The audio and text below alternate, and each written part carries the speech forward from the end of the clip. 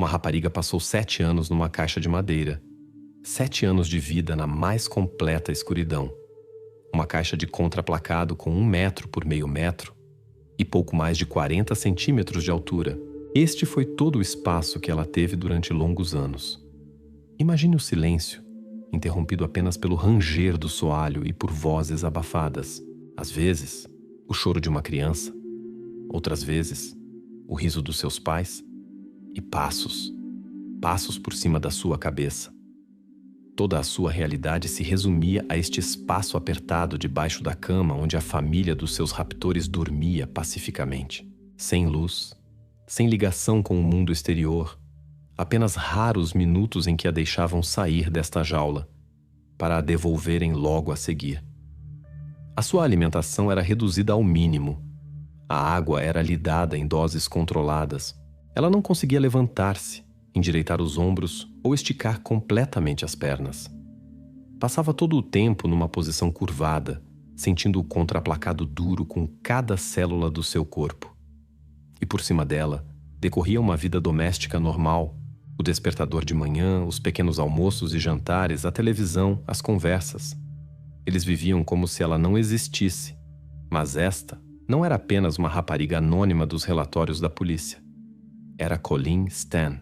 E isto não lhe aconteceu na sombria Idade Média, mas na moderna Califórnia, em 1977. Foi então, em maio, que ela partiu a boleia para o aniversário de uma amiga e aceitou a oferta de um jovem casal com um bebê. Colleen sorriu ao entrar no carro porque, ao olhá-los, não sentiu qualquer ameaça. Foi precisamente essa decisão que a colocou naquela caixa de madeira durante os 7 anos seguintes. Mas quem era esta rapariga antes de o seu mundo se reduzir ao tamanho de uma caixa?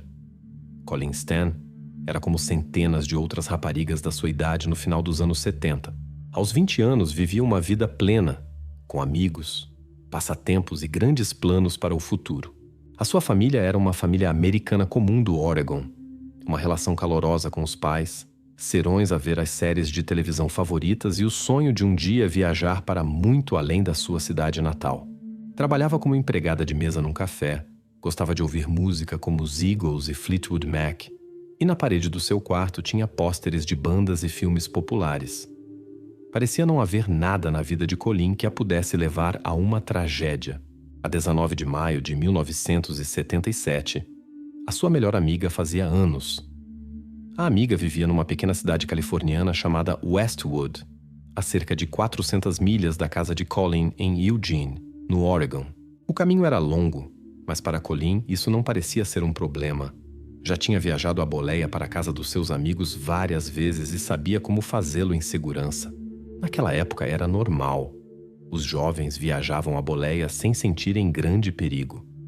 Colleen não era do tipo que entra no primeiro carro que aparece. Observava atentamente os condutores e os carros, por vezes deixando passar várias opções seguidas até sentir que podia realmente confiar na pessoa ao volante.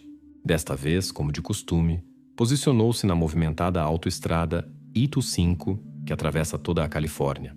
Vários carros já tinham parado para lhe oferecer boleia, mas, por alguma razão, Colleen recusava sempre, sentindo um certo desconforto interior. Confiava sempre na sua intuição. Por isso não se apressou e esperou que aparecesse o carro certo para ela. Perto do meio-dia, o sol começou a aquecer e Colleen cansou-se de estar de pé ao calor. Já começava a pensar que talvez devesse voltar e partir no dia seguinte, quando ao longe apareceu uma carrinha azul, aproximando-se lentamente dela pela autoestrada. O veículo parecia perfeitamente normal, nada de suspeito. Ao volante estava um homem jovem, ao seu lado uma mulher. E do banco de trás ouviam-se vozes baixas de crianças. Uma família viajava com um bebê, e isso imediatamente deixou Colleen à vontade. Quando a carrinha parou ao seu lado, a mulher sorriu educadamente e o homem perguntou para onde a rapariga ia. Colleen disse o nome da cidade, Westwood, e o casal trocou um olhar alegre. Afinal, eles iam quase para o mesmo sítio muito perto. Tudo parecia perfeito. Diante de Colleen não estavam estranhos solitários, mas sim uma família jovem e perfeitamente normal. A A criança no banco de trás brincava com um brinquedo e, ao notar a rapariga, acenou-lhe. Isso derreteu as últimas dúvidas que restavam. Colin sorriu de volta e abriu a porta com alívio. Parecia-lhe que tinha feito a escolha certa. Naquele momento, nada previa problemas. Pelo contrário, era a situação mais segura de todas as que poderia ter encontrado na estrada. A rapariga sentou-se na cadeira, ajeitou a mochila e sentiu até um alívio por em breve chegar à casa da amiga. A carrinha arrancou e pela janela começaram a passar as paisagens familiares da estrada californiana. Colin relaxou ao ouvir o rádio e as conversas tranquilas à sua frente. Ainda não suspeitava que, ao escolher aquele carro, tinha desencadeado uma cadeia de eventos que em breve reduziria o seu mundo ao tamanho de uma caixa de madeira debaixo de uma cama. Dentro da carrinha azul estava um casal com uma criança pequena. Aparentemente o verdadeiro símbolo de segurança na estrada. O que poderia correr mal com esse símbolo? No início, tudo estava calmo. Colin olhava pela janela por onde passavam campos, colinas e raros sinais de trânsito. O rádio tocava baixinho os êxitos dos anos 70 e dentro do carro reinava a atmosfera de uma viagem de família normal. Cameron trocava ocasionalmente algumas palavras com a sua mulher, Janice, que, embalada pelo calor e pela monotonia da estrada, permanecia quase em silêncio, a olhar em frente. Atrás, o bebê cantava baixinho, entretido com um brinquedo. Tudo corria como Colin esperava, calma e seguramente. Mas a dada altura, ela notou que a carrinha começou a abrandar e a sair da autoestrada I-5 para uma estrada secundária tranquila. Colin não deu logo importância a isso. Talvez precisassem apenas de fazer uma pequena paragem ou tratar de algum assunto. Olhava atentamente para essa estrada à sua frente, à espera que voltassem à estrada principal. Mas em vez disso, o veículo continuou por uma estrada deserta e arborizada, o Glubliais cada vez mais na floresta. Colin sentiu o primeiro arrepio de ansiedade, mas tentou manter a calma.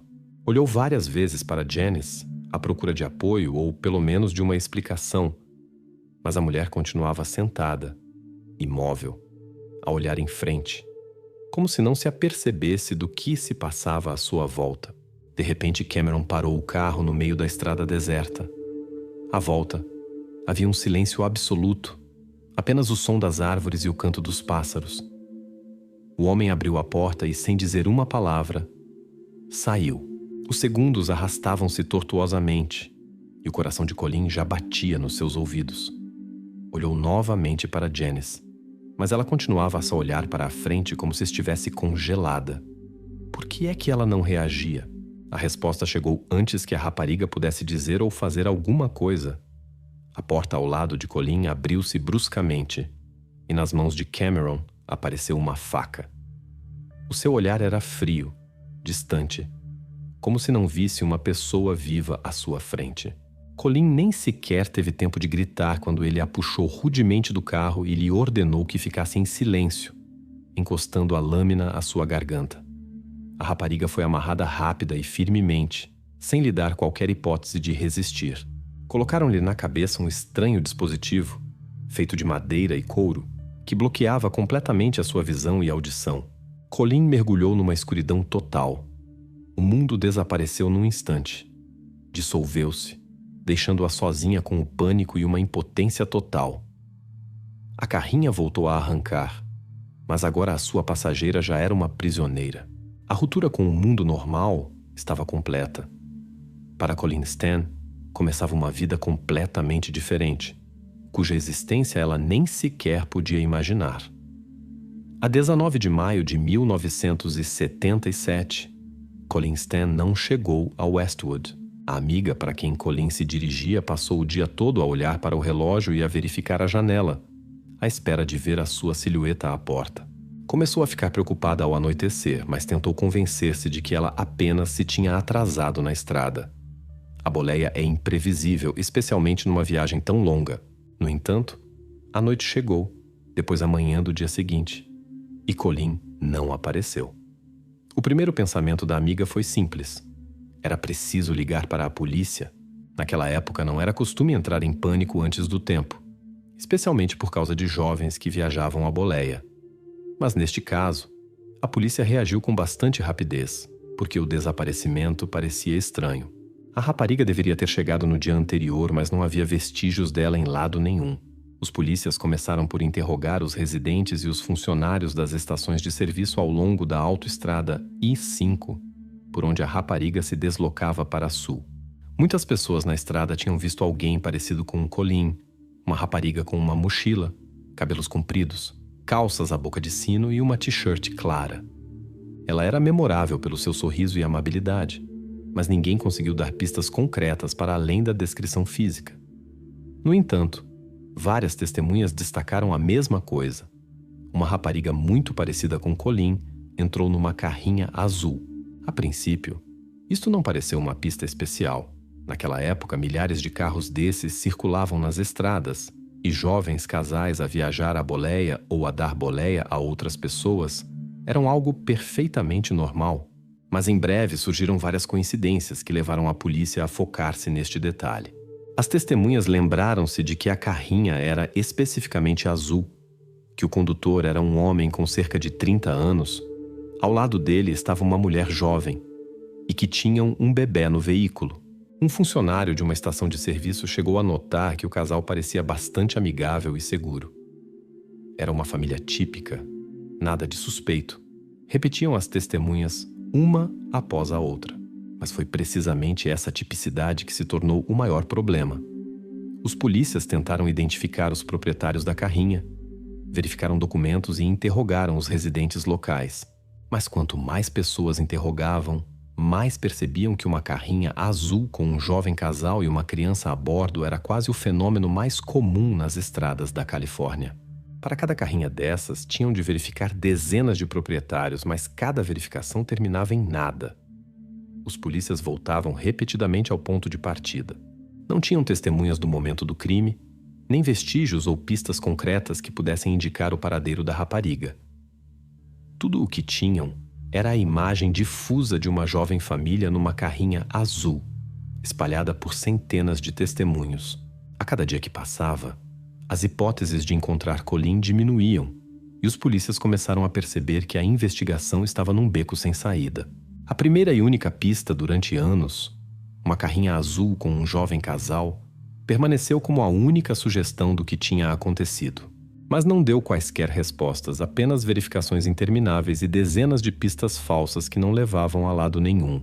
Assim, a investigação chegou a um impasse, deixando Colleen Stan na obscuridade e no isolamento, muito para além do alcance da polícia e dos seus entes queridos. A descrição carrinha azul com um jovem casal revelou-se demasiado genérica para a Califórnia de 1977.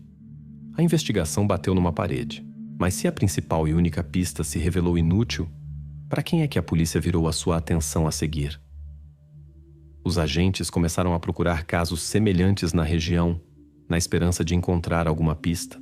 Estudaram os desaparecimentos de raparigas que tinham desaparecido nos últimos anos no norte da Califórnia, especialmente ao longo da autoestrada I-5.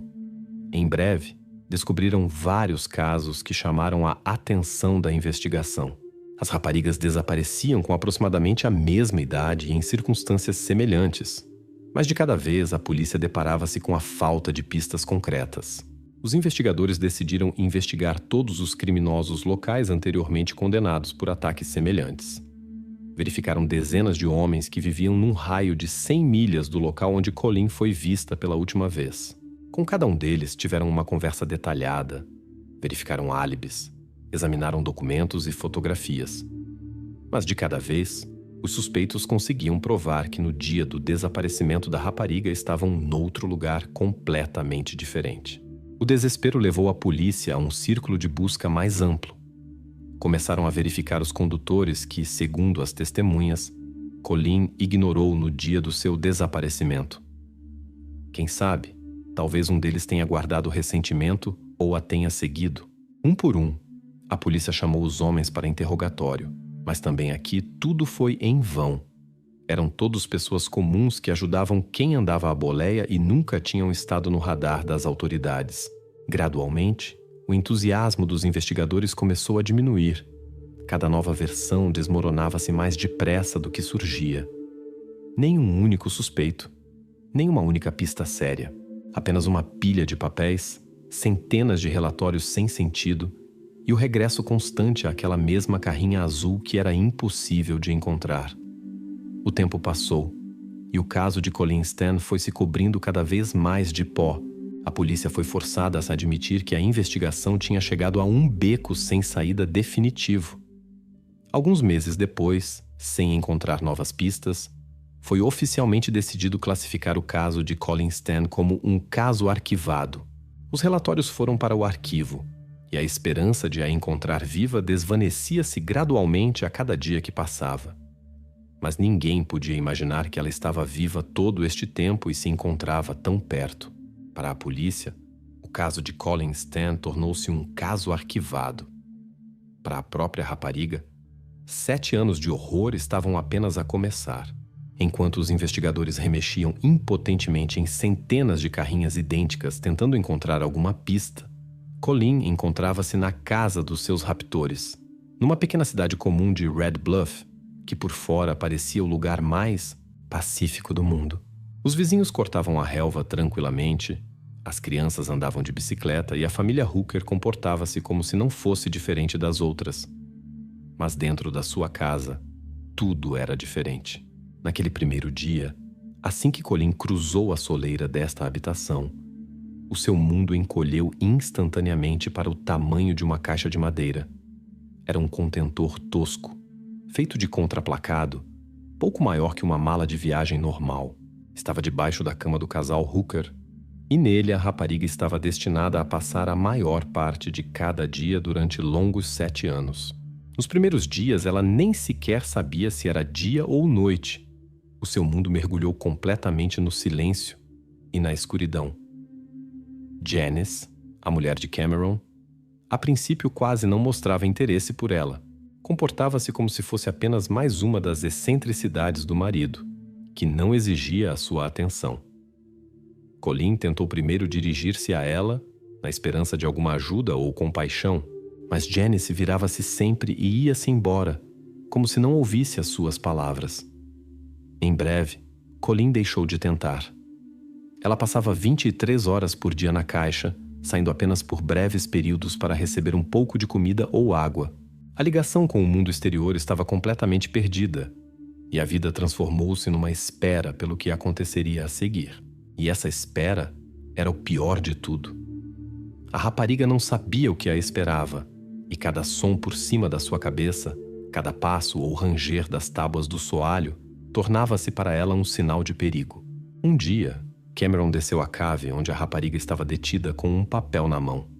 Parecia calmo, quase amigável, o que era especialmente assustador naquelas circunstâncias. O homem sentou-se de cócoras à sua frente e lentamente explicou com clareza.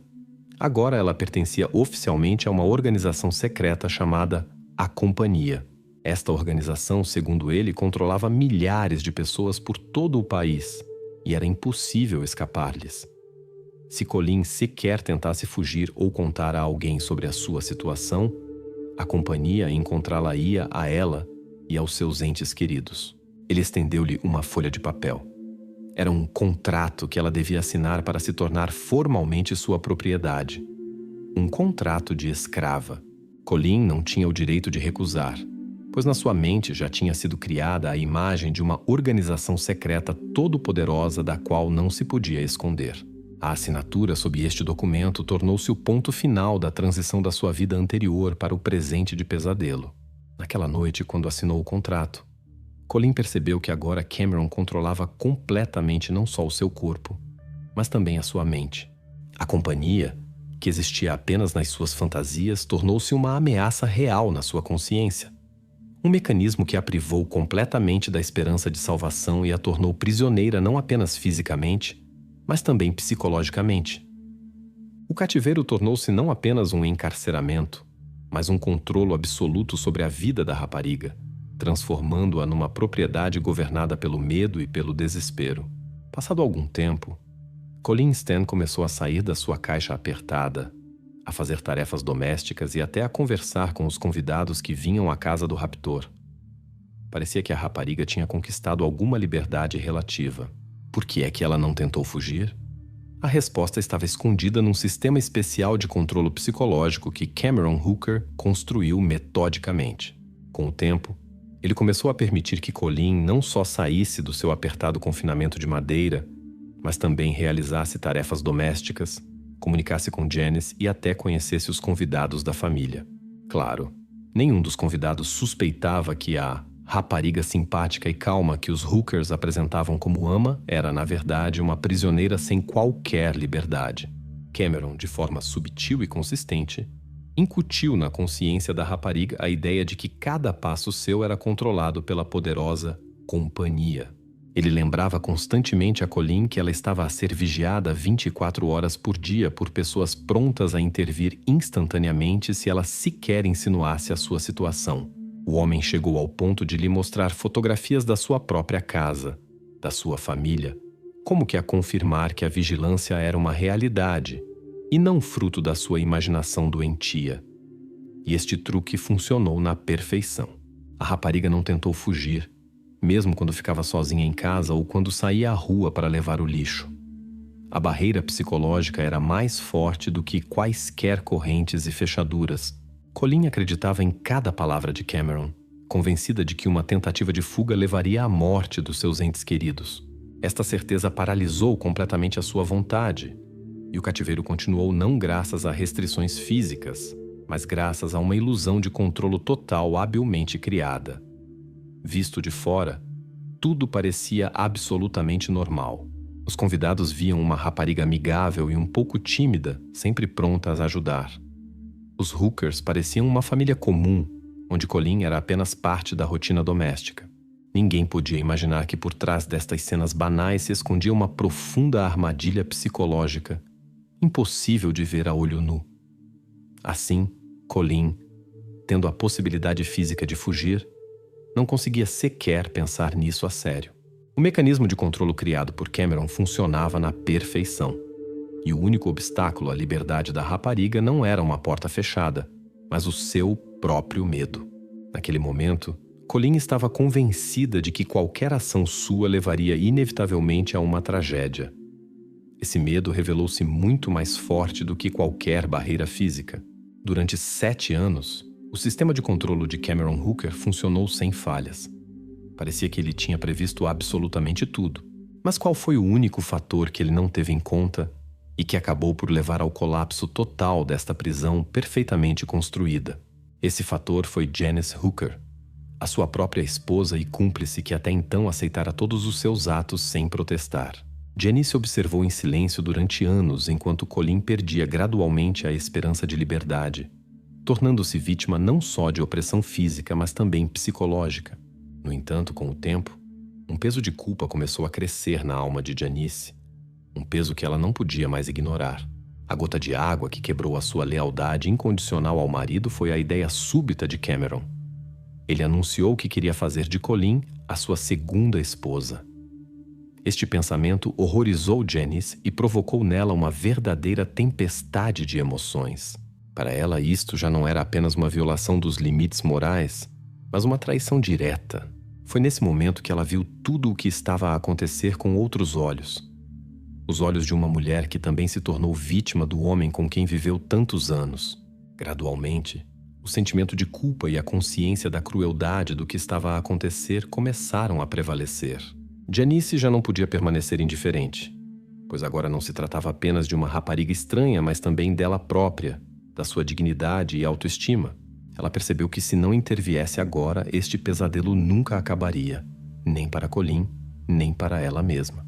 Foi por isso que num dos dias de agosto de 1984, Janice decidiu tomar uma atitude que parecia impensável até há pouco tempo. Aproximou-se de Colleen e disse baixinho apenas uma palavra: foge. Isto não era uma prova no sentido tradicional, não era uma prova material, não era um objeto que pudesse ser apresentado em tribunal.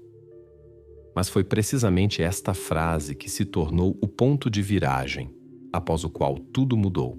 As palavras de Janice abriram a Colleen a possibilidade de fazer algo que ela já tinha deixado de esperar: escapar daquele inferno e ser livre novamente. O sistema de controlo absoluto falhou precisamente no momento em que Cameron menos esperava, e a culpada foi aquela de quem ele esperava submissão incondicional, a sua própria esposa. O comportamento de Colin Stan parecia ilógico. Por que aquela obedecia? Porque não fugiu assim que teve oportunidade? Estas questões não atormentavam apenas os jurados no tribunal, mas também todos os que ouviam esta história. Para compreender isto, a investigação teve de recorrer a especialistas que pudessem explicar o que acontece a uma pessoa que se encontra em tais condições.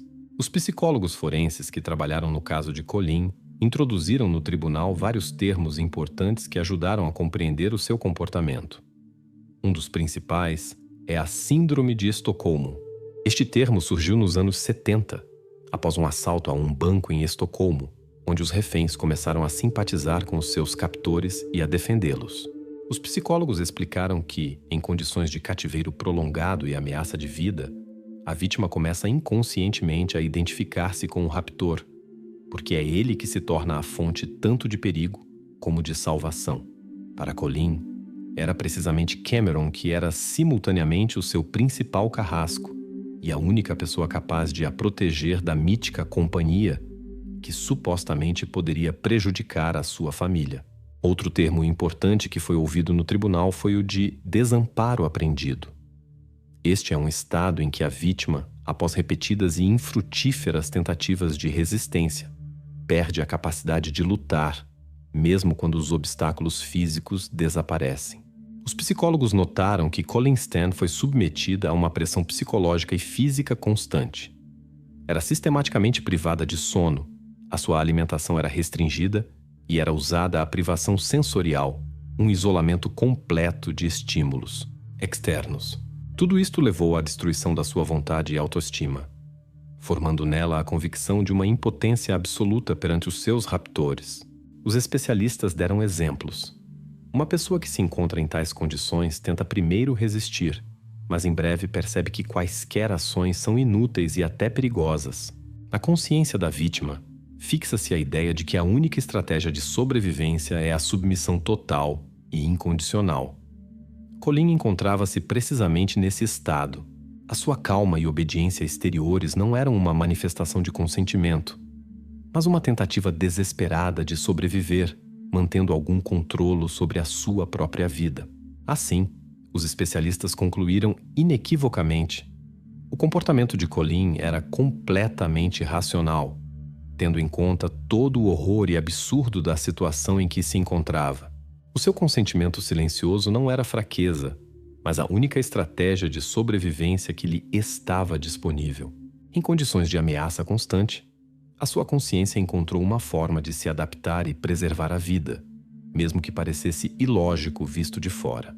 Foram precisamente estas conclusões dos psicólogos que se tornaram cruciais para a compreensão do que aconteceu a Colin Stan e por que é que ela se comportou daquela maneira. Em agosto de 1984, Colin Stan encontrava-se em liberdade. Podia respirar o ar fresco a plenos pulmões, sentir que já não havia aquela jaula opressiva, que já ninguém controlava cada passo seu.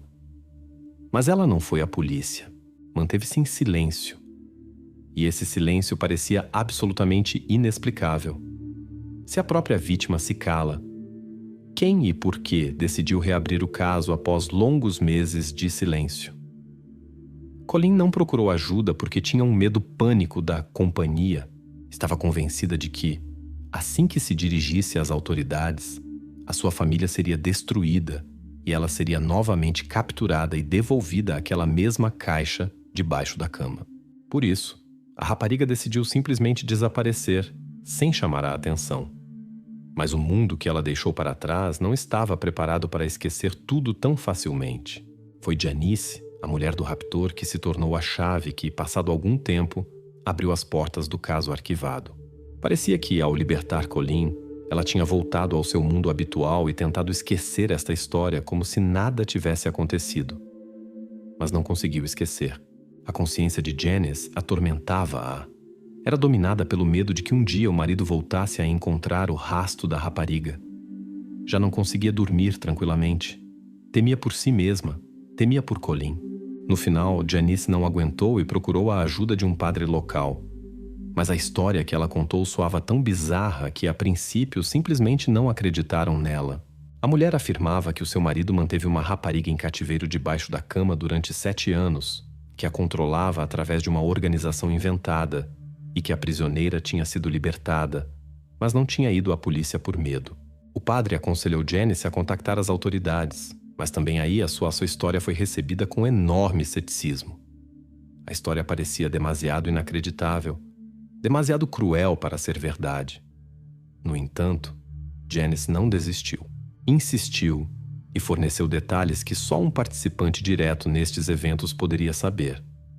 Descreveu detalhadamente a caixa, a casa, os detalhes específicos da vida cotidiana, os métodos de controle psicológico que o seu marido usava, e gradualmente a atitude da polícia começou a mudar.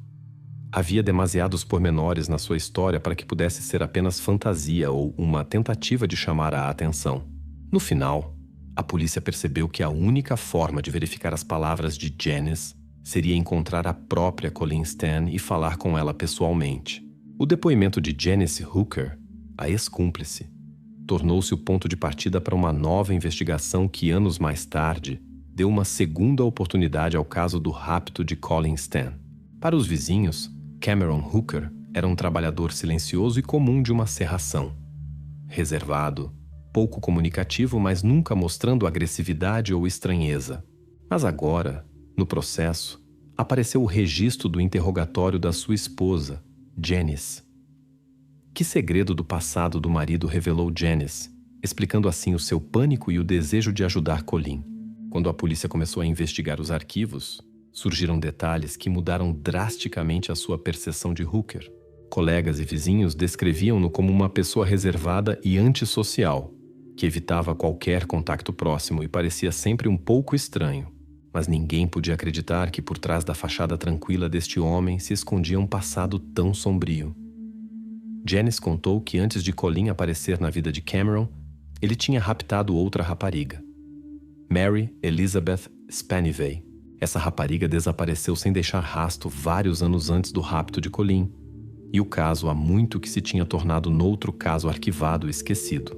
Janice admitiu que sabia desde o início o que tinha acontecido a Mary Elizabeth, mas o medo do marido obrigava-a a calar-se. Contou como Cameron se gabava perante ela do que tinha feito e a ameaçava, dizendo que algo semelhante poderia acontecer-lhe se ela não obedecesse. Janice guardou este terrível segredo durante anos, transformando-se gradualmente de vítima em cúmplice. Mas quando Cameron começou a falar dos seus planos de fazer de Colleen a sua segunda esposa, as imagens de Mary Elizabeth voltaram à memória de Janice. Ela percebeu que não podia mais ficar em silêncio, que era a única forma de evitar a repetição do pesadelo do passado. Agora, o motivo de Janice para ajudar Colleen ganhava um significado completamente novo. Não era apenas uma tentativa de corrigir erros antigos ou de expiar a culpa. Era um medo real de que o destino de Colleen terminasse inevitavelmente de forma tão trágica como o de Mary Elizabeth tinha terminado um dia. Janice percebeu que a única maneira de parar esta cadeia de eventos terríveis era contar à polícia tudo o que sabia. Estes testemunhos viraram todo o caso do avesso. O passado de Hooker confirmou definitivamente a sua capacidade para a crueldade e a violência. O que começou como uma tentativa de encontrar uma rapariga desaparecida transformou-se agora numa investigação em larga escala, no centro da qual se encontrava um homem capaz dos atos mais terríveis. Agora a polícia não tinha apenas suspeitas, mas factos concretos que podiam finalmente pôr um ponto final nesta história. No momento da sua detenção, Cameron Hooker estava absolutamente calmo. Parecia que se preparava para este momento há muitos anos e que tinha inventado antecipadamente uma história convincente. Sentou-se em frente aos investigadores e olhou-os calmamente nos olhos, sem mostrar qualquer sinal de nervosismo. Mas que versão dos acontecimentos tinha ele preparada e que única pergunta da polícia destruiu toda a sua confiança? Durante o interrogatório, Hooker falou com confiança e calma. Negou categoricamente que Colleen fosse sua prisioneira, afirmando que tinham uma relação consensual. Ela própria queria isto, dizia ele calma e pausadamente. a Janice simplesmente tinha inveja dela e decidiu vingar-se. Insistiu que a sua mulher tinha inventado tudo para o desacreditar aos olhos da sociedade e da polícia. A versão soava convincente, especialmente considerando a confiança com que ele falava. No entanto, os investigadores não se apressaram a acreditar nas suas palavras. Ouviram atentamente, fazendo perguntas de esclarecimento, verificando cada palavra. Cameron respondia com facilidade a tudo o que lhe era apresentado, até que soou uma única pergunta que ele claramente não esperava. E onde está a caixa? Hooker parou por um momento. Pela primeira vez, uma inquietação passou pelo seu rosto. Até aquele momento, ele estava convencido de que Janice nunca revelaria aquele segredo. Ele não podia saber que a polícia já tinha estado na sua casa e encontrado aquela mesma caixa de madeira na qual ele manteve Colleen durante tantos anos. A esta pergunta, ele não conseguiu dar uma resposta. A sua confiança, que há pouco parecia inabalável, começou a desaparecer rapidamente. Ele hesitou, tentou fazer uma piada, mas já era tarde demais. Os investigadores perceberam que aquela caixa era a chave para a verdade. Agora sabiam que a versão de Cameron estava a desmoronar-se e que a verdade começava a vir à tona, destruindo a imagem de homem calmo e inocente que ele se esforçara tanto por criar. Na sala de interrogatórios, ouviam-se 3 versões da mesma história. Cameron afirmava com confiança que tudo acontecera de forma voluntária. Janice acusava o marido de crueldade e Colleen, mal contendo as lágrimas, contava os 7 anos de vida numa caixa. Mas palavras são apenas palavras. Só as provas físicas não sabem mentir. O que é que a polícia encontrou exatamente na casa dos Hooker que transformou estas versões contraditórias em factos irrefutáveis? Os investigadores obtiveram um mandado de busca para a casa do casal Hooker em Red Bluff. Examinaram cuidadosamente cada canto, cada armário, cada centímetro da cave. Em breve, começaram a descobrir provas que deixavam até os polícias mais experientes desconfortáveis. No quarto do casal, mesmo debaixo da cama, foi encontrada aquela mesma caixa de madeira. Uma construção tosca de contraplacado com buracos para o ar. As dimensões e a estrutura interna correspondiam totalmente às descrições de Colleen e Janice. Mas a polícia não parou por aí. Na cave da casa, foram descobertos grandes ganchos de metal aparafusados ao teto.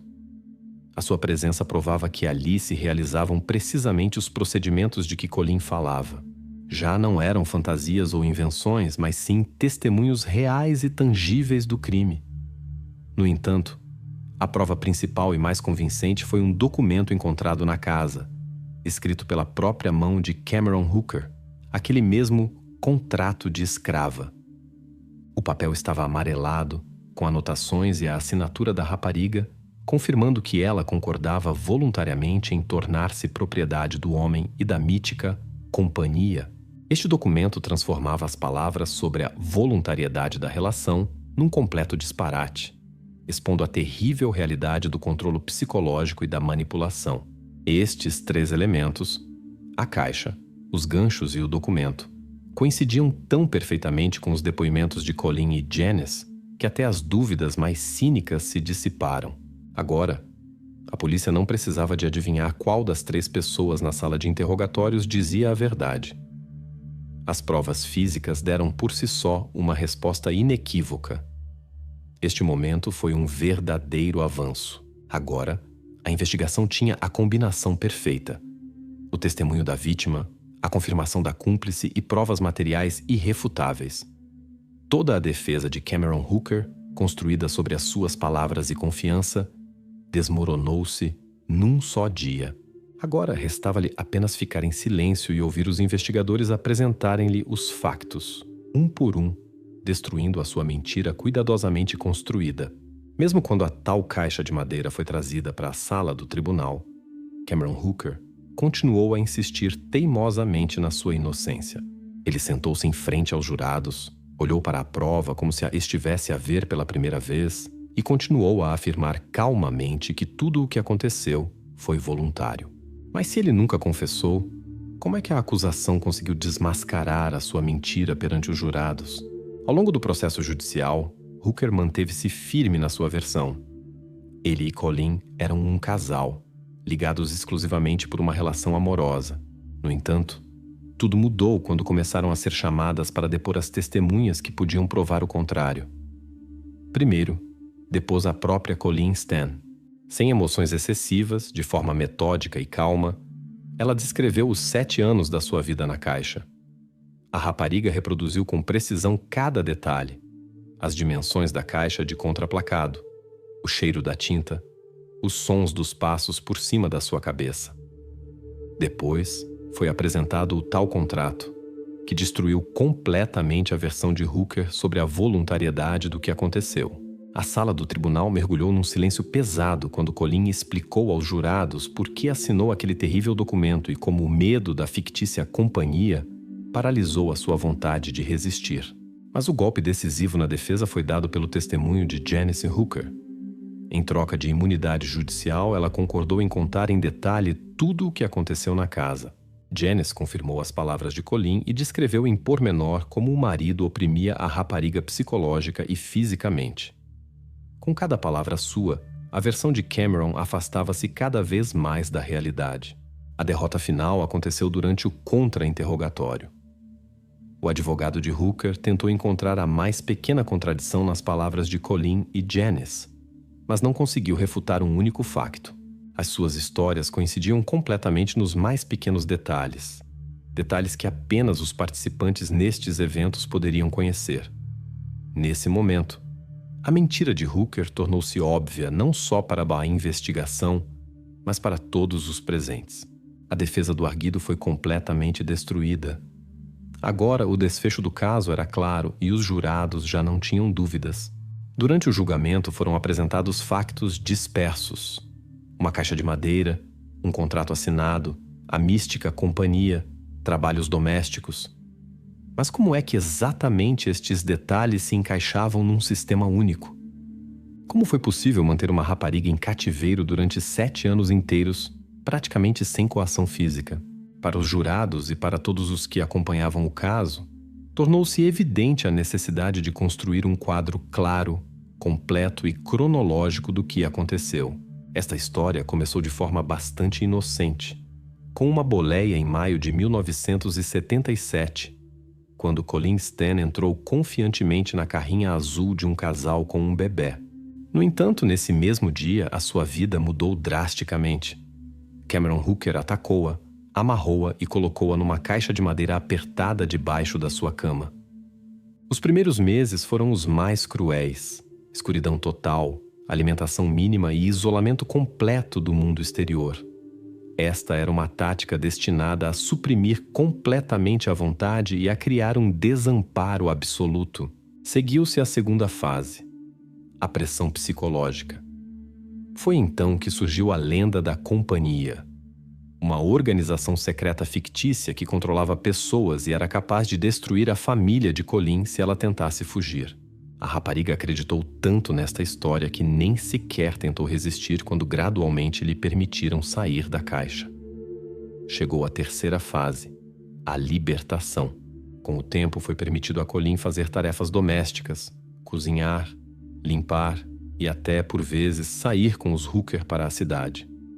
Ela via outras pessoas, podia gritar ou pedir ajuda, mas o medo da companhia paralisava completamente a sua vontade. Encontrava-se num estranho estado intermédio entre a liberdade e o cativeiro, onde as grilhetas físicas foram substituídas por um medo invisível. Janice Hooker, a esposa do raptor, desempenhou um papel fundamental. No início, era apenas uma cúmplice passiva, que observava silenciosamente tudo o que acontecia. Depois, tornou-se uma cúmplice ativa, ajudando o marido a manter a ilusão de controlo. Mas no final, foi precisamente Janice que se tornou a salvadora. O seu medo do marido deu gradualmente lugar a um sentimento de culpa, especialmente quando Cameron decidiu fazer de Colleen a sua segunda esposa. Janice não aguentou e decidiu pôr fim a este pesadelo. A reconstituição dos acontecimentos permitiu finalmente esclarecer todas as questões sobre a mecânica do crime. Agora, os jurados compreendiam como era possível manter uma pessoa em cativeiro durante 7 anos sem quaisquer grades ou correntes. Neste caso, a principal arma não foi a violência física, mas sim uma manipulação psicológica subtil, graças à qual a própria vítima tinha medo de sair, mesmo quando as portas estavam abertas. Após a reconstituição desta cadeia de eventos horrível, mas lógica, os jurados não tinham mais nenhuma questão sobre como e por que Colleen Stan pôde viver tanto tempo em cativeiro sem tentar fugir. Agora, todos tinham uma compreensão clara de como exatamente funciona o mecanismo de controle psicológico absoluto que a manteve durante anos nas garras do medo e do desamparo. 22 de novembro de 1985. Os jurados retiraram-se para deliberar. Após uma semana de audiências exaustivas, dezenas de testemunhas, centenas de páginas de atas, tiveram finalmente a oportunidade de discutir tudo o que ouviram em privado. Um silêncio tenso instalou-se na sala do tribunal. A questão que atormentava todos os presentes era simples. Que decisão tomarão os jurados e quanto tempo precisarão para proferir o seu veredito? Na sala do tribunal foram lidos repetidamente os pontos da acusação contra Cameron Hooker. O procurador, dirigindo-se aos jurados, leu claramente cada ponto. Rapto com uso de violência e ameaças. Violência sistemática com uso de arma. Causar ofensas corporais graves. Privação ilegal da liberdade com tratamento cruel. Cada acusação foi acompanhada por uma descrição detalhada dos atos cometidos e das provas físicas apresentadas na sala do tribunal. Todo o processo judicial foi construído sobre factos que já não podiam ser ignorados ou contestados pela defesa. No entanto, o advogado de Hooker tentou até ao último momento convencer os jurados do caráter voluntário da relação entre o arguido e a vítima, mas após a reconstituição dos acontecimentos e os depoimentos das testemunhas, as hipóteses de sucesso eram praticamente nulas. Os jurados retiraram-se para a sala de deliberações e, ao que parecia, todos na sala se prepararam para longas horas de espera. Normalmente, casos tão pesados, especialmente com tantas acusações, exigem longas discussões, uma ponderação cuidadosa de cada ponto e muitas horas de debate. Mas desta vez, a espera foi inesperadamente curta. Apenas meia hora depois de a porta da sala de deliberações se fechar atrás dos jurados, ela abriu-se novamente. E os jurados regressaram à sala. Ninguém esperava uma reação tão rápida. A defesa, a acusação, até mesmo o próprio juiz olhavam surpreendidos para as pessoas que agora determinavam o destino de Cameron Hooker. O presidente do júri levantou-se e, no silêncio total do tribunal, leu a sua decisão. Em todos os pontos da acusação, Cameron Hooker é considerado culpado. Foram apenas algumas palavras que puseram fim a uma longa história de horror, dor e luta por justiça. Estas palavras soaram mais alto do que todos os testemunhos, argumentos e desculpas que foram ouvidos durante os dias do julgamento. Os jurados não hesitaram um minuto e a sua certeza tornou-se a confirmação final de que a justiça tinha prevalecido. Agora, restava apenas esperar para ver qual seria a punição para o homem considerado culpado de todos os crimes de que foi acusado. A sentença pôs um ponto final jurídico no caso, mas a vida não termina após a prolação de um veredito pelo tribunal. E cada participante nesta história tinha o seu próprio destino, que era impossível de prever no momento em que a decisão dos jurados foi anunciada. Como é que se desenrolou a vida daqueles que se encontraram no centro deste drama de pesadelo? A vítima, a cúmplice e o criminoso? Colleen Stan, que sobreviveu a uns incríveis 7 anos de cativeiro e opressão psicológica absoluta, tentou reconstruir-se aos poucos. Passou por uma longa terapia, mudou de nome, mudou-se para outro estado e gradualmente começou a construir uma nova vida. Ninguém dos seus novos conhecidos suspeitava sequer do que ela tinha passado. Deixou deliberadamente o passado para trás, não querendo que aquele pesadelo definisse a sua vida futura. Com o tempo, Colleen formou uma família e conseguiu encontrar forças para seguir em frente, apesar do trauma gravíssimo que ficará com ela para sempre. Janice Hooker, ex-esposa e cúmplice de Cameron, aproveitando a imunidade que lhe foi concedida em troca do seu testemunho, também decidiu mudar de vida. Imediatamente após o fim do julgamento, mudou de nome, tentando romper para sempre com o passado. Janice não apareceu em público e escolheu o anonimato completo, temendo ser perseguida pelas memórias e pela condenação da sociedade. Para ela, tal como para Colleen, começou uma vida completamente nova. Uma vida na qual não havia lugar para os velhos medos e os velhos erros. Quanto a Cameron Hooker, após a sentença, ele nunca mais saiu da prisão. Atrás das grades, a sua vida foi se extinguindo gradualmente, e ele morreu sem nunca expressar remorso ou arrependimento pelo que cometeu. A sua morte não foi uma resposta a todas as perguntas. Pelo contrário, com a sua morte, uma das questões mais assustadoras permaneceu em aberto. Teria ele tido outras vítimas? Apesar de todos os esforços da polícia, nunca foram encontradas provas convincentes disso. Esta questão ficou no ar, a perturbar aqueles que estudaram a história de Hooker, fazendo-os pensar sobre que outros segredos ele levou consigo para o túmulo. Assim, a história de Colleen Stan não terminou no momento do julgamento, mas muito mais tarde. E embora o ponto final jurídico tenha sido colocado, a luta emocional e psicológica continuou por muito mais tempo do que as pessoas sentadas na sala do tribunal poderiam imaginar no dia em que o veredito foi proferido.